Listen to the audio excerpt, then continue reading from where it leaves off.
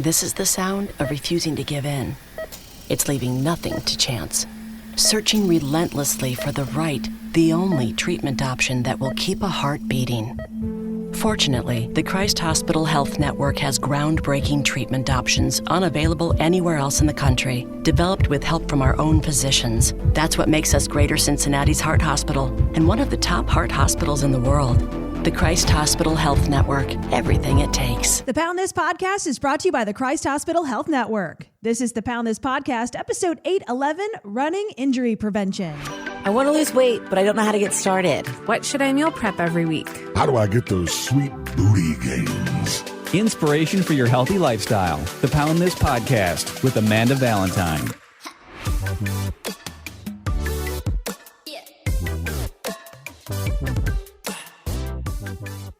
Hello, friends. Welcome to the Pound This Podcast. Before I get into this conversation all about running and my janky knees and injury prevention and proper running form, I want to tell you about somebody who can help you with your nutrition and also your exercise, and that is Sarah with Team Fit With Me. If you're looking for a coach, which, I mean, I would say in many aspects of life, we all need coaches in multiple different ways, and coaches need coaches.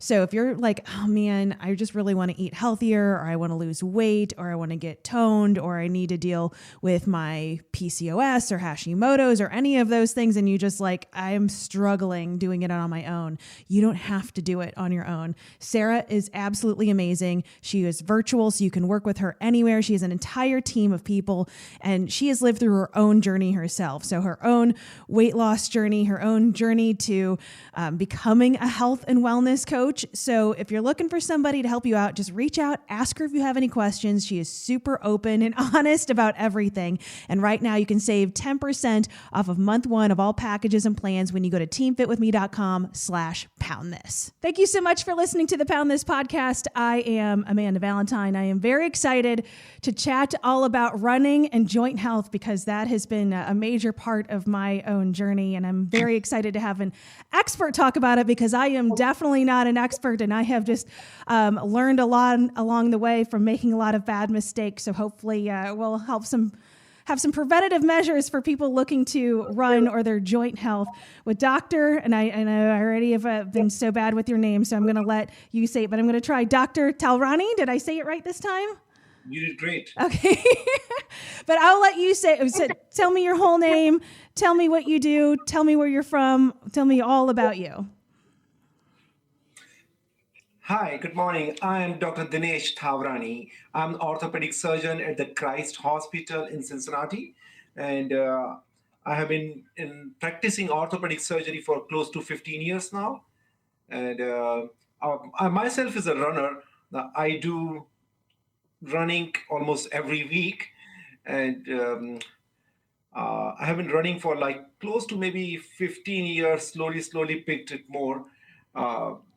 I was not running during my teenage, I would admit that thing, but slowly picked up afterwards. And I've been running, I did several marathons. Lately, I'm doing just half marathons. Just doing half marathons, no big deal. As if it's not a hard feat to run 13 miles. Yikes. No, I know it's tough. But it's good. It's good. At the end of the time, actually, you feel like, that energy that adrenaline runs in your body at the end of run, that takes all the efforts that you put away, It's just fun. It's real fun. Yeah. And I mean, I feel like I really enjoy the part of running. I'm an outdoor runner, so I don't really enjoy treadmills. So it gives you this really great feeling of, for me at least, being outside, kind of being a little bit more adventurous with it. And I really enjoy the process, but I've also feel like I've really had some knee issues along the way. So I want to ask you personally, with being a runner and running longer distances by doing half marathons and being an orthopedic surgeon, do you just magically know the right form, the ways to kind of know your body if you're having issues and how to correct that? Or how does that work for you? Because it feels like runners tend to be damaged. Well, let me start with a couple of things. First of all, outside running, that's a great thing. I'll see everybody has different, ways of doing the things. And with full respect to people who run on the treadmills because they love watching Netflix at the same time, they can Yeah. enjoy the time. That's a great exercise and recreation. But at the same time, outside running, actually, I like it so much because you don't feel the pressure of time, that speed or anything. You are just keep going in the flow. And it feels actually over time, I realize outside running is just like a meditation. Once you start 1 mile, the first mile is always tough, no matter what. Tying the shoes that I'm going to run, it's the toughest time. Sec- First mile tough, then second mile gets easier. Third mile gets super easy, and you like the desire to run fourth and fifth mile. That's a human habit, and it's been proven over and over again. It's my personal experience too. And outside running keep me motivated. Just listen to something good, some audiobook or a music, and keep running on the tracks. Now the advantage of inside running is that actually you have a good treadmill track that is softer and that is good for the joints. Outside running too much on the concrete damages some joints. I agree with that. um, Coming to your point about was I born with this knowledge of how to run properly? Absolutely no. Absolutely no. With time you develop, with time you learn. And of course, runners have their fair share of pains and aches. And we develop a lot of things over time running. There are several things actually needed for running. Running is, in fact, actually the least expensive but great sport. What are a few things I'm trying to emphasize on? Good posture, absolutely very important. How we can develop the good posture? Well, it is, of course, it's training. It's training. Go slow. Look for your body, how it is adapting. Knee pain, knee injuries, very common in the runners. The most common reason is if we are running on too much uneven surfaces and we are trying to run too fast at the beginning. And if the knee is injured, you may need to take back and think about running slowly, or think about looking for something else also, and then slowly develop back to the running program. Well, something I have learned being a runner in the past and being friends with lots of runners and doing like the flying pig and everything every year is that when you get an injury, we tend to have no chill and not go easy on the knee. It's like you go a little nuts and you wait for like a week and then you're just like, whatever, good enough. And then you start running again. I mean, how often do you see people doing that in your practice? All the time. And exactly, that's the problem. Yeah. If we have some injury, we have to give enough time for that to get better and then slowly build ourselves again. Um, Knee injuries, as I said, actually very common, but most of the time it's not that bad injury. We make it bad because we are in a rush to go back and start running again. So you are absolutely right. We have to give enough time, get it under control, and then slowly build ourselves in a proper posture of running. Another very, very important thing, stretching. Stretching prior to running is very, very important because two big muscles, our quads and our hamstrings, those are the two big muscles which are helping the knee to support while we are running. And if they are not stretched, if they are not in their full flow of length and adaptability, it's very tough on the knee. So having some cross training or having some strength training in between, it's very important to make this muscle stronger, as well as giving some warm up exercise before running.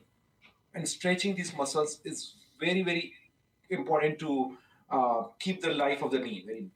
So are you looking to stretch before running? Are you looking to do some sort of warm-up exercise and doing the stretching afterwards? Or is there some like magic sauce and the correct way to stretch? Stretching before running. Okay. Okay, so now there are two different things which we want to talk: strength training and stretching. So I would say stretching just prior to running is very important. Strength training in between, in terms of like, at least one time in a week, if you are a good runner, at least one time in a week, or maybe sometimes if you can afford two times, give some strength training, dedicated time for the strength training. And what that means, actually building your muscles so that the muscles are also sharing while you are running. Muscles are also sharing the efforts and the mobility of the joint when we are running. Yeah, do you know what I have found so interesting? Because I did spend a year and a half being a personal trainer. And so not only training other people who are runners, we were doing cross training with like the Fleet Feet running group. And then also with myself, is it feels like a lot of runners are really adverse to doing strength training. They feel like they're going to like lose some of their speed if they're working on muscles, but it's like exactly the opposite. I have found whenever you do your cross training, like when I've done that personally, is whenever I hit PRs, is when I was actually like lifting some weights in the gym in between runs, and then my runs were so much better. But for some reason, it feels like a lot of runners have this mindset that it's going to set them back rather than propel them forward. That is absolutely right. That's absolutely right. Because I did the same when I started beginning my running career, and I was in a rush to cover that miles in that much pace, cover that mile, extra mile, 1-2 miles extra in a short duration. That was the mindset, and I was not paying attention that I need some, my body need more strength to cover those extra miles safely. That's the most important thing. So you're absolutely right. Actually, cross training and making dedicated time for strengthening and then go for the running helps a lot for overall strength and running life. So what are some of the most common injuries that you end up seeing, and does stretching prevent those injuries? Yes. So short answer is yes, stretching minimizes the risk of getting injured. Few common injuries that we see, we can start from the foot and ankle. If you think about that, actually, if they are not wearing the proper footwears, the gears are very important. So if you're not wearing the proper footwear, or the foot landing is wrong in running, that causes a lot of Achilles tendonitis or plantar fasciitis. These are very common to have. After that, some type of sprains in the calf muscles is very common. So that can be minimized if we have like a proper landing. That means we don't need to hit the heel, because we are in a rush to race with the next person, and we are trying to extend our strides and try to hit the heel down first, which is really not a good posture for running. So we need to hit the almost close to midfoot area down. That prevents a lot of other injuries. Uh, Next is of course the knee pain, runner's knee, which is basically the anterior knee pain in the front of the knee. We get a lot of pain just because of the tendon is inflamed. Because of the constant repeated motions, the tendon gets inflamed there. And of course, another thing is if we are not doing enough stretching, our IT band, the iliotibial band that runs all the way from the pelvis down to the knee, that gets tighter and tighter. And that gives a lot of pain around the hip joints. I see a lot of patients with these complaints, either IT band syndrome, which is commonly called IT band syndrome, or anterior knee pain, runner's knee. Can be minimized, of course, by stretching as well as good hydration. Yes, very important. Another thing is keeping a good hydration, starting before the running and keeping some small amount. We don't need to stop and drink a lot of water again, but at least keep giving some sips of water in between running, so that our muscle hydration is good. Yeah, I feel like for me, I know when I went to Christ Hospital, I was having just lots of knee pain, and I had an MRI done, and they told me it was basically like bone on bone in my knee, which is really fun for me. And and they said that I have like arthritis in my knees.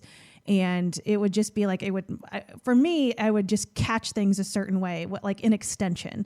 So like whenever I would extend my leg a certain way and it would strike that way, it would just be shooting pain and kind of like knock me over and kind of stop me. So I was suggested to give a break from running, and that's when I really got heavy into strength training. But now I am trying to run again because I enjoy it so much. And I have personally found I started swimming, and I feel like swimming has really helped my knee health. Because I have started running again and I haven't felt any of that pain or any of the aching, even from the arthritis, because I feel like swimming has kind of strengthened different muscles in my legs and around my knees that other exercises didn't accomplish. Have you seen that in the past? Absolutely, that is so good point. That was actually initially I was trying to say about the cross training, because cross training helped to make another muscle which is also important in our bodies. Like as you mentioned about swimming or doing the bike riding, these are some of the other things which helps to make some other muscles stronger and support our joints. So when you are running, you are constantly hitting the knee joint or a hip joint. But if your muscles around those joints are stronger and they are built either by strength training or cross training with the swimming or biking, that reduces the direct hit on the joints. So yes, those Yeah. are very important. Yeah. I mean, that's where, again, like we already kind of covered a little bit where I don't know why, like they're so part of my brain that was like so against doing all of that. And then like, oh, I do it and it actually works. So it's like, it's funny. I feel like so many people are going to listen to this conversation and like absorb and understand the information, but then still not do it, which is fine. I feel like that's just human behavior, but like those sorts of things work. Like, that's why I think that, you have the messaging of stretching and cross training because it works. It's just so interesting how humans behave, and you're just like, you don't do what's best for you for some reason. You're right. So do you feel like whenever people do have those kinds of injuries, kind of like what I've been through, most times there is coming back from it? Or do you see most of the times somebody has to go into surgery and get a knee or a hip replacement? No, the most of the times they don't need the surgery. Most of the times they don't need surgery because, as I mentioned earlier, about most of the times these are either muscular sprains, stretches, or tendinitis because of the inflammation around the Achilles tendon or inflammation around the patellar tendon, which is a part of the knee joint. Uh, those are the most common things. Of course, once in a while, if there's somebody like fell or injured in a wrong way, may need a surgery, but they get better with some symptomatic treatment or slowly exercises or therapy. Okay. So at what point is somebody feeling some sort of pain or aches, and when should they actually like come see you? Like, when's the point that they go see a doctor? This is a good question. The initial treatment, as I mentioned, is giving break.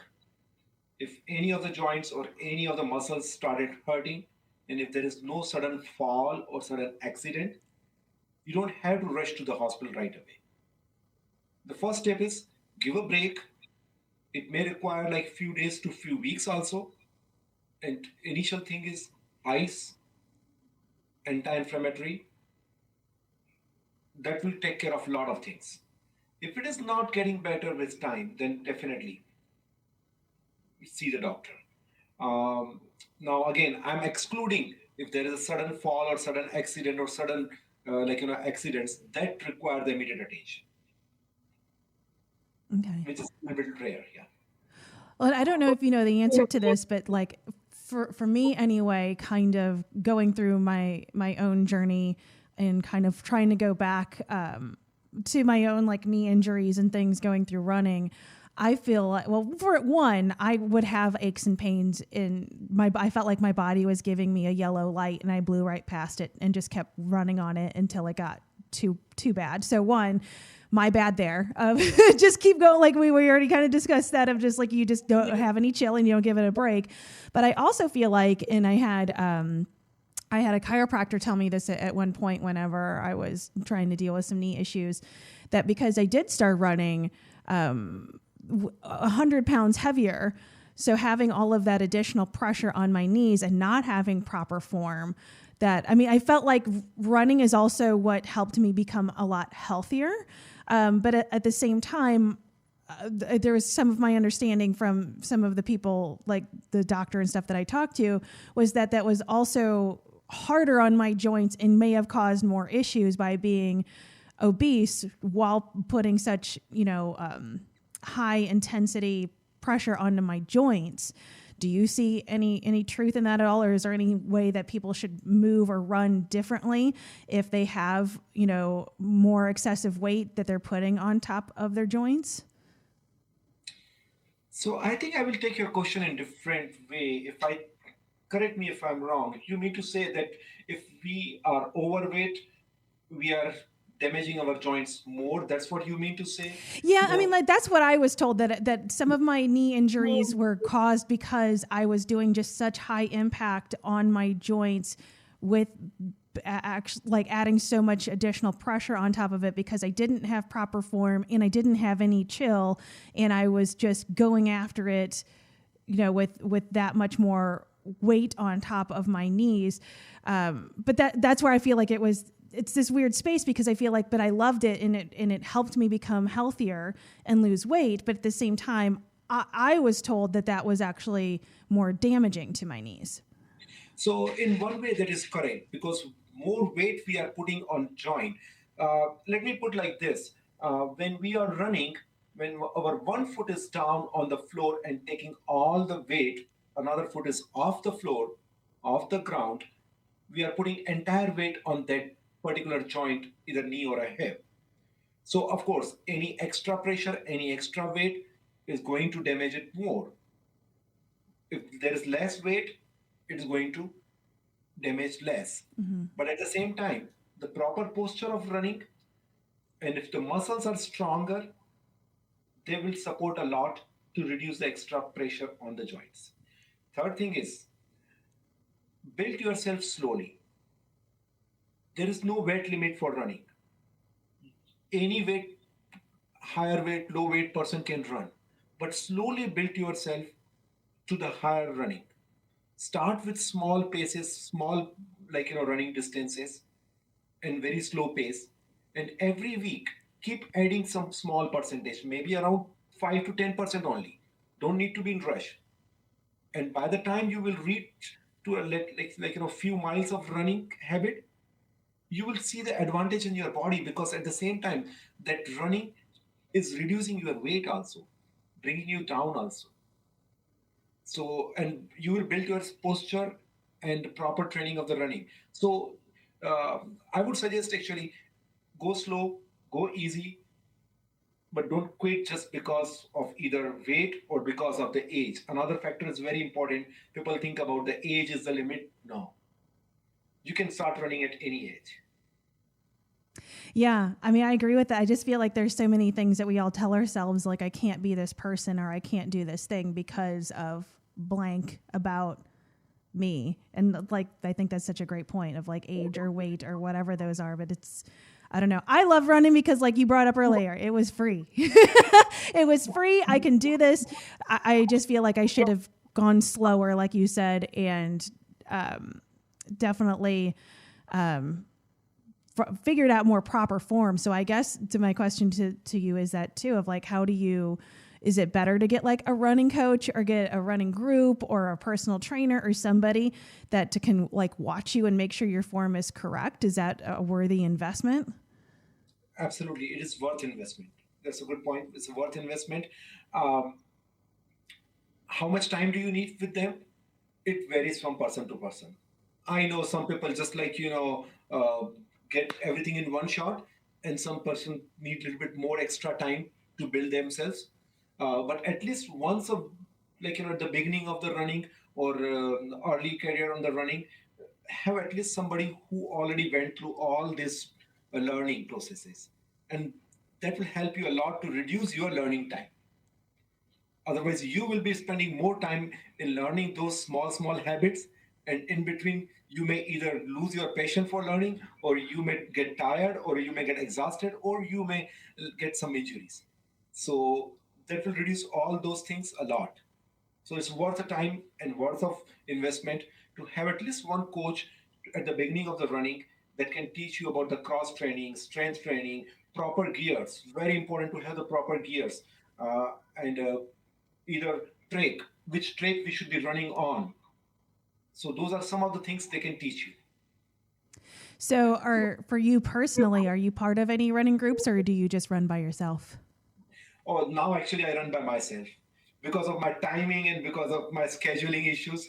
I just I don't know when I get the time and just get my gears. I keep in my car and just start running. That's what I do. So it's very tough to follow the group now. But as I said, I started around 15, 20 years back. At that time, I was a part of a group and slowly developed my more interest in running and learned a lot of things at that time. Well, I'm still learning about the running more and more. It's a life learning process. Yeah.